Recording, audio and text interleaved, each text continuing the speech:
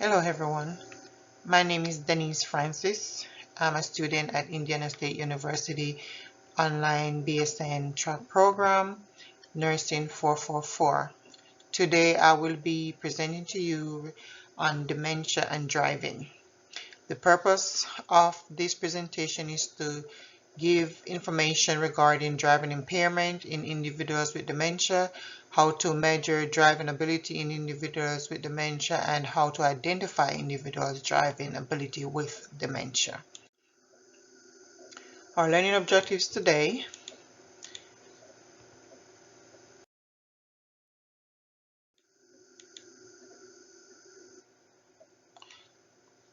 are background overview and dementia, dementia in the brain, how cognition affects driving, dangers of driving and dementia, and also assessing dementia and driving.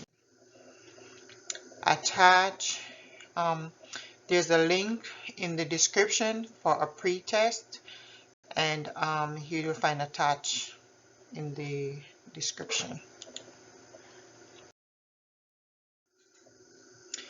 We're gonna talk about what is dementia. Dementia is not a specific disease, it's a group of symptoms, and it interferes with daily functions and it affects judgment. Dementia is also used interchangeably with Alzheimer's disease. So Alzheimer's disease is one of the most common symptoms of dementia. There's also frontotemporal lobe dementia. It also has Lewy body dementia and so forth. We are going to be talking about dementia and its effects on the brain. Dementia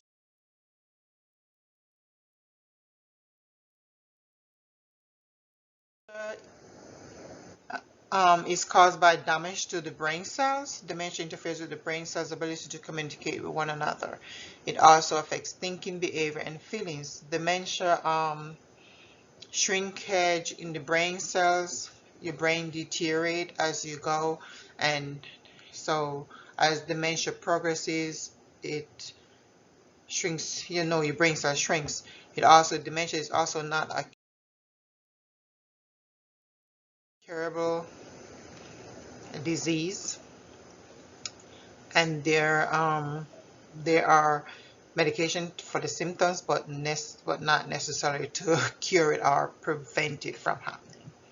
Okay, so with that all said, we are now going to focus on cognitive effects on driving. What does cognition have on driving, or what is the effect of cognition driving?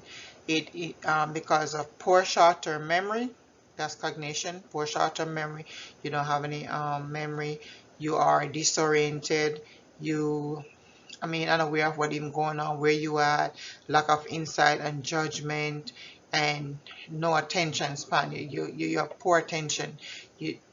All of these cause severe impairment, and that does affect driving.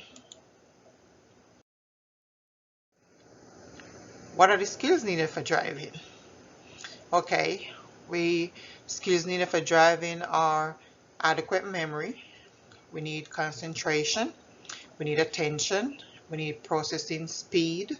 We need to be able to process the speed of where we're going, or to know what the speed limit is. We need to have judgment. We need to be able to plan if we're going to take a turn, and we need to have visuospatial abilities. We need all these skills to drive effectively and safely.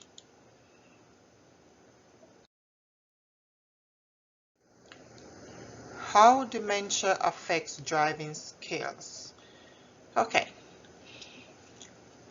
one might say what does dementia has to do with driving? Today, in the world we're living in today, we find more older adults with dementia driving, or with poor memory, or we have so many accidents, and based on literature, it does give us facts regarding these things.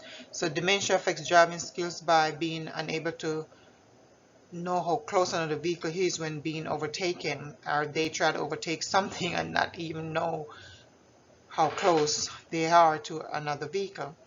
Their demented persons also are unable to maintain a steady lane, and they have difficulty following changes that happen on the road. They have failure to respond in busy environments. I mean, it could be very busy, they are still going slow below the speed limit. They have decreased attention span. They're unable to make independent decisions. I mean, not being able, like, oh, do I need to go forward? Do I need to slow down? Do I need to stop? That affects, dementia does affect that. They're needing verbal help from passengers. Like, what that means is if I'm driving with you, I have to constantly remind you to slow down or change or do, something. Failing to release their handbrake. That's another issue. A lot of demented people, they will not release their handbrake. They have trouble changing gears if they're driving a shift vehicle. They fail to check hazards before driving, and there are more passengers that drive with these demented people are more, they can see clearly that something is wrong. They are not even paying attention, and that's where the safety issue comes in with driving and dementia. Okay, we're going to also identify driving skills with people with dementia. Um, one literature states there are red flags with people with dementia. These red flags are at fault, accidents, or near misses. That's dangerous. They're not able to properly park without damage. Their lack of awareness when driving, example, like I explained before, the speed limit. They drive very slowly. They have delayed reactions, poor judgment of road situations, and passengers having to get involved in driving. They have poor control of vehicle and hesitations, and passengers no longer feeling safe. No remembrance of familiar routines. They do get confused, they get lost. I mean, there are so much red flags when it comes to identifying residents or patients with dementia.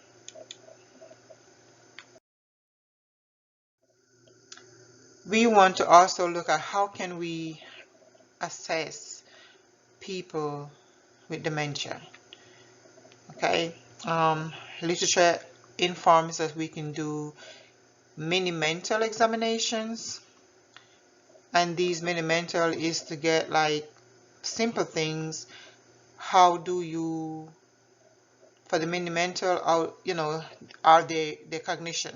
It really assesses their cognition, and the visual spatial tests their ability to think and create. They have a complete trail making A and B test, and it depends on how long it takes for that A and B test, and then corroborating history with family. We get history from the family as to what memory deficits some of these patients have and what we can do regarding those memories. Okay, so we have to also develop community outreach and involvement. We, as nurses, we can do